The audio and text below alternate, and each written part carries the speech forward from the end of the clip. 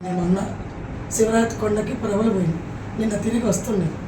వచ్చే సమయంలో కొత్తవాయి బజార్ ఈ కొండలపేట ప్రభలు గొంతులోకి రావాలి.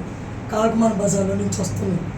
వచ్చే టైంలో అక్కడ పాట కచేరి ఆపమంటే సార్ ఆపకుండా వాళ్ళు ఇష్టం వచ్చినట్టు తాగి వాళ్ళు ఇష్టం వచ్చినట్టు గొడవ తీశారు.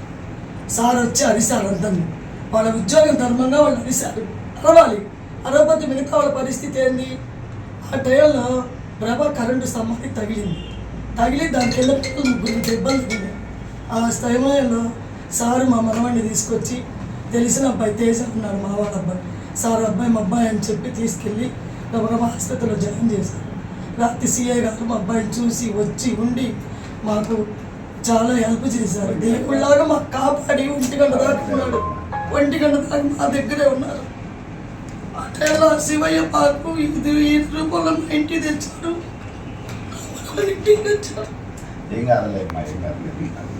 మా తమ్మ అది దానికి మనం బాగానే ఉంటుంది. అబ్బాయికి నేను మళ్ళీ వచ్చి అబ్బాయిని చూస్తాను. వచ్చి కొద్దిసేపు పోలీసులు అందరూ దేవుళ్ళు ఎవరో ఉంటారు అనుకుంటారు జనాలు. పోలీసులు అంటే ఇదే అదే కాదు, ఎంతో మంది మంచి వాళ్ళు ఉన్నారు.